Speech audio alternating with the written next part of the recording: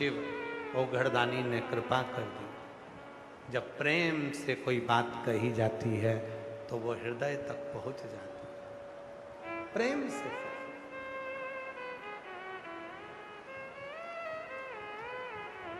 दो चीजें हैं, जब प्रेम अधिक होता है ना तो अच्छाई ही अच्छाई दिखती है। जब प्रेम अधिक होता है तो अच्छा ही अच्छा नजर आता है, और जब नफरत अधिक होती है तो बुराई ही बुराई नजर आती है। फिर अच्छा दिखता ही नहीं, फिर अच्छा समझ में नहीं आता, अच्छा कुछ दिखता है।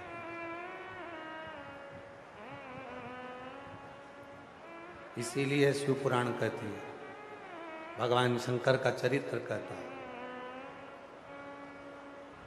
शिव से इतना प्रेम कर लो कि तुम्हें कुछ बुराई दिखेगी नहीं।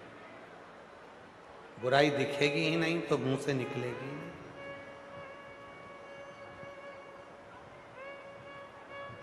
शिव से इतना प्रेम करो कि बुरा दिखना सब बंद हो जाए, अच्छा ही अच्छा, बुरा कुछ दिखेगी।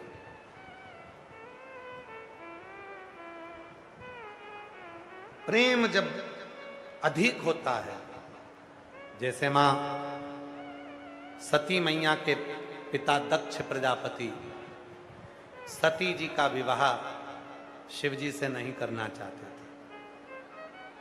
सती, मैं तेरी शादी शंकर से नहीं होने दूंगा, क्योंकि दक्ष प्रजापति शिव से प्रेम नहीं करते और सती मैया शिव से प्रेम करते।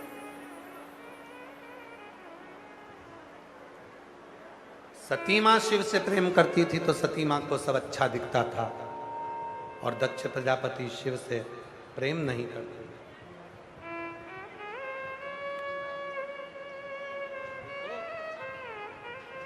ये बेटा 6 साल का जो सो दमे की बीमारी हो गई थी, सांस की, चंडीगढ़ के हॉस्पिटल में दिखाया तो डॉक्टर ने कह दिया था ये बीमारी इसकी 2 कदम भी चल नहीं सकता था, और आज बाबा की कृपा से पूर्ण तरह से स्वस्थ होकर आया है। एक बार जोरदार ताली।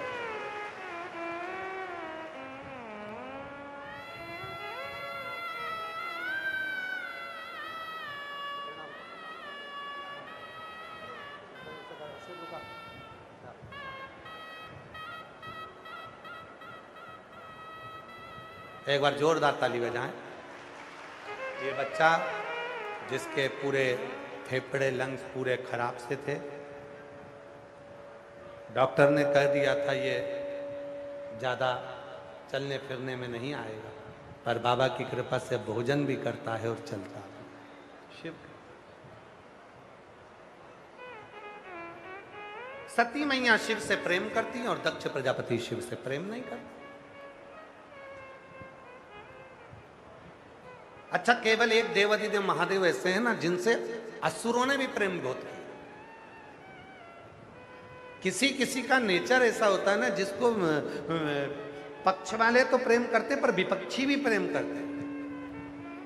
महाराज, किसी किसी को विपक्ष के लोग भी प्रेम करते।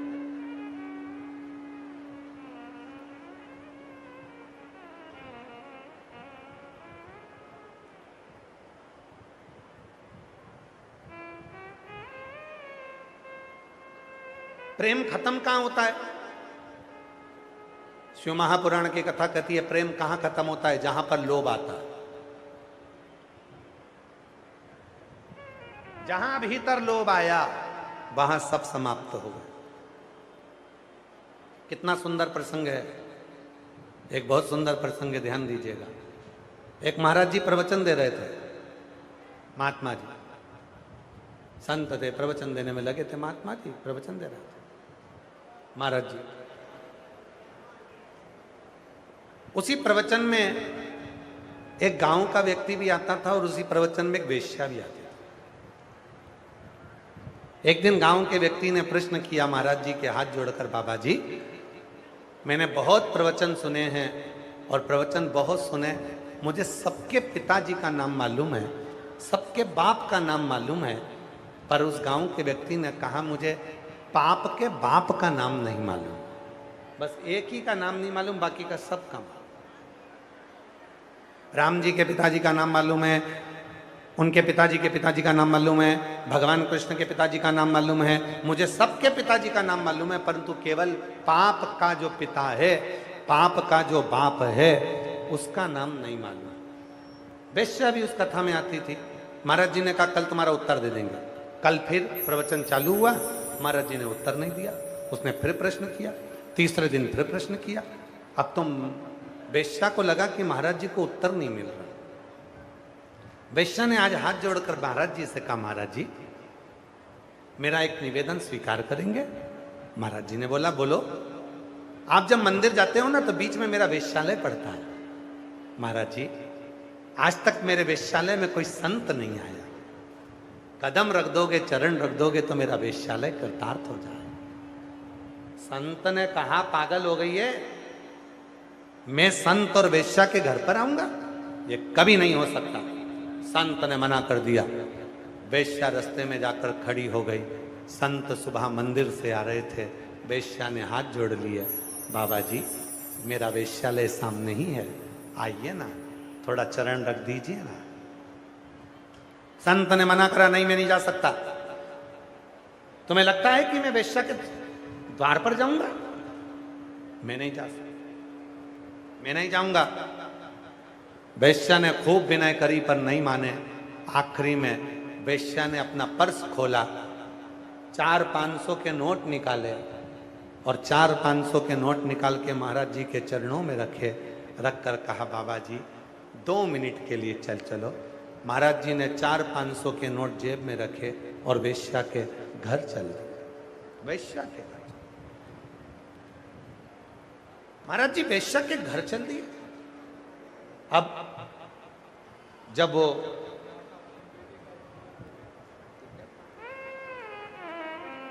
आप ही के बेटे का एक्सीडेंट हो गया था, डॉक्टर ने जवाब दे दिया था, 7 दिन से वेंटिलेटर पर था, आज बाबा की कृपा से पूर्ण तरह से स्वस्थ है। एक बार जोरदार ताली बजाकर साथ होकर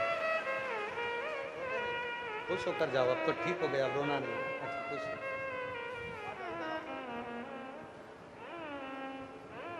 400-500 के नोट निकाले, वैश्या ने जैसे ही दिए महाराज जी ने उठाकर जेब में रखे। महाराज जी वैश्या के यहाँ जाने लगे। कहा, मेरे पास समय नहीं है, जल्दी चल, मेरे को जल्दी जाना है। वैश्या के घर में जैसे ही प्रवेश करा महाराज जी ने, वैश्या ने हाथ जोड़ लिया, महाराज जी आज तक मेरे वेश्यालय में कभी कोई संत नहीं आया, आप कृपा करिए, आप करुणा करिए। आज तक मेरे वेश्यालय में कोई संत नहीं आया, आप आए हो, भूखे मत जाना, भोजन कर कर जाना। संत ने कहा, वेश्या तेरे घर आ गया ये बहुत बड़ी बात है, और तू कह रही है कि भोजन कर कर जाना। मैं वेश्या के हाथ का बना हुआ भोजन करूंगा? ये कभी नहीं हो सकता। वेश्या ने पर्स खोला, 800-500 के नोट निकाले, महाराज जी के चरणों में रखे। महाराज जी ने नोट जेब में रखे। वेश्या से कहा, जल्दी भोजन लेकर आ, मेरे पास समय नहीं। वेश्या भोजन बनाकर रखी थी, लाकर सामने रखा। महाराज जी रोटी तोड़कर खाने ही वाले थे तो वेश्या ने हाथ जोड़ लिए, महाराज जी रुको, आज तक मेरे घर में कभी कोई संत नहीं आया, आप आए हैं। किसी ने मेरे घर में भोजन नहीं करा, आप कर रहे हैं। मेरे मन की एक इच्छा है महाराज जी, आज तक मैंने किसी संत को अपने हाथ से रोटी नहीं खिलाई, मैं आपको रोटी खिलाना चाहता हूं। संत ने मना करा, हम तेरे यहाँ आए हैं, तेरे घर का भोजन कर रहे हैं, बहुत बड़ी बात है, मैं तेरे हाथ से भोजन नहीं कर सकता। वेश्या ने 20-500 के नोट निकाले, महाराज जी के चरणों में रखे। महाराज जी ने मुंह खोला, वेश्या ने रोटी का टुकड़ा तोड़ा, महाराज जी के मुंह में देने वाली थी, रोटी का टुकड़ा थाली में रखा और वेश्या ने एक थप्पड़ महाराज के गाल पे रख दिया।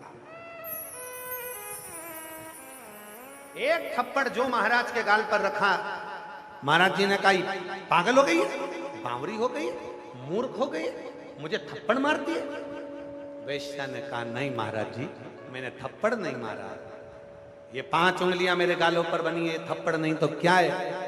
वेश्या कहती है, ये थप्पड़ नहीं है, लालच की। इसीलिए आप लोगों से हम हमेशा कहते हैं कि मत बुरे कर्म कर बंदे वरना पछताएगा, भगवान की आंखों से तू बच नहीं पाएगा, तू बच नहीं पाएगा। अरे ओ अज्ञानी मत कर नादानी, अरे ओ अज्ञानी मत कर नादानी। तेरे कर्म का फल भी तू ही पाएगा, जैसा किया तूने तेरे आगे आएगा। मत बुरे कर्म कर बंदे वरना पछताएगा, भगवान की आंखों से तू बच नहीं पाएगा, तू बच नहीं पाएगा। पाप का बाप है लोभ। थोड़ा सा लोभ जागृत होता है, थोड़ा सा लालच जागृत होता है और व्यक्ति पाप पर पाप, पाप पर पाप करता चला।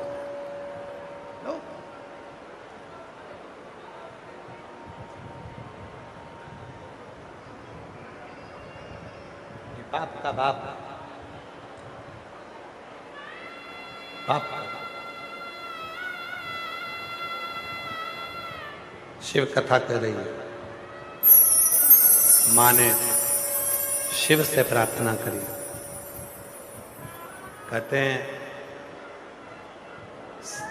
अगर भगवान विष्णु की आराधना करना है तो कहीं भटकने की जरूरत नहीं। अगर भगवान राम की आराधना करना है तो कहीं भटकने की जरूरत नहीं। अगर भगवान कृष्ण की आराधना करना है तो कहीं भटकने की जरूरत नहीं। भगवान शंकर को एक लोटा जब जल चढ़ाते हो तो वो राम जी को भी मिलता है, कृष्ण जी को भी मिलता है, देवी को भी मिलता है, देवता को भी मिलता है, पितरों को मिलता है, गंधर्व को मिलता है, कुल देवी देवता को मिलता है। हमारा चढ़ाया गया एक लोटा जल 33 कोटि देवता को मिलता है। अगर तुम शिव जी की आराधना कर रही हो तो समझ लेना कि तुम राम और कृष्ण की भी आराधना कर रही हो। एक लोटा जल सारे देवताओं को सुख प्रदान कर, एक लोटा। किसी देवता को अलग अलग जल देने की जरूरत नहीं है, केवल शिव पर समर्पित किया, सबको मिला।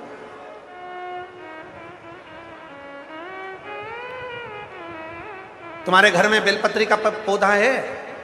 अरे हाथ तो उठाओ। सबके घर है बेलपत्री का पौधा है सबके यहाँ? चलो ठीक है। गुलाब का पौधा है, तुलसी का पौधा है, कोई पौधा तुम्हारे घर में है? अगर तुम्हें पानी देना है तो पत्ते पर दोगे, डाली पर दोगे कि जड़ में दोगे? जम के बोलो जरा, जड़ में दो। अब जरा समझिएगा, पत्ते पर नहीं देना, फूल पर नहीं देना, डाली पर नहीं देना, नीचे जड़ में दे लिए। जड़ में दोगे पत्ते में जाएगा, जड़ में दोगे फूल में जाएगा, जड़ में दोगे डालियों में जाएगा। उसी तरह शंकर भगवान को जब हम एक लोटा जल चढ़ाते हैं तो वो चढ़ा हुआ जल सबको मिल जाता है, 33 कोटि देवताओं को मिल जाता है। वो चढ़ा हुआ जल सबको सुख प्रदान कर देता है। इसलिए शिव को एक लोटा जल चढ़ाने वाले पर भगवान राम भी कृपा करते हैं, शिव पर एक लोटा जल चढ़ाने वाले पर भगवान कृष्ण भी कृपा करते हैं, और शिव पर एक लोटा जल चढ़ाने वाले पर माँ आद्य शक्ति जगत जननी दुर्गा भवानी भी कृपा करती है। वो भी करुणा करती है, वो भी दया करती है, वो भी कृपा करती है। एक चढ़ाया, माँ ने शिव से प्रार्थना करी, और माँ ने जैसे शिव से प्रार्थना करी शंकर भगवान में करुणा करी। शिव जी ने ज्वाला देवी को बुलाया। उस बच्चे ने बुझा हुआ दीपक अपने घर में रख रखा है, वो भोजन नहीं कर रहा है। उसके विश्वास को डिगने मत देना।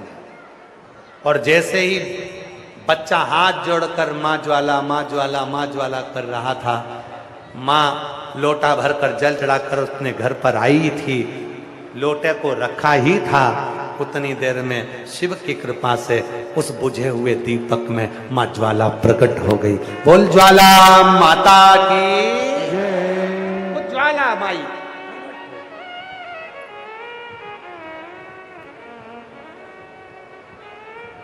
तो वो कहते ना, अरे पत्थर में जोत जलाई रे, तेरी जय हो ज्वाला माई रे।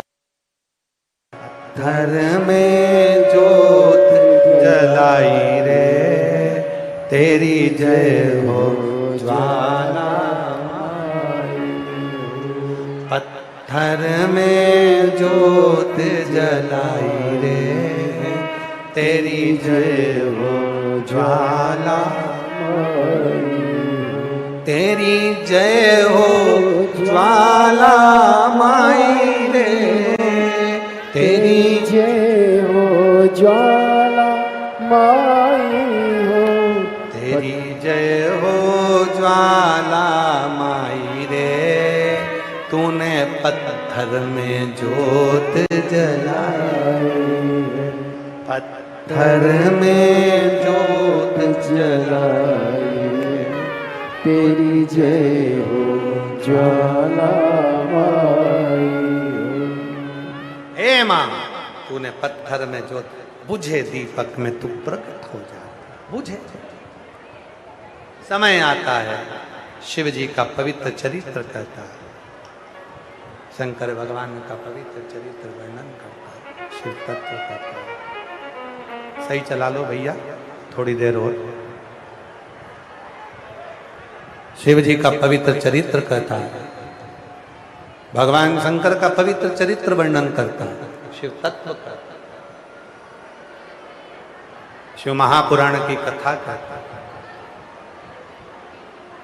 तारकासुर के 3 बेटे तारकाक्ष, विदुम्माली और कमलाक्ष की ने ब्रह्मा जी से वर मांग लिया था, और ब्रह्मा जी के वर के द्वारा वो 3 पुरी का निर्माण हो गया था। 3 नगर बस गए थे, जहाँ के वो राजा बनकर बैठ गए।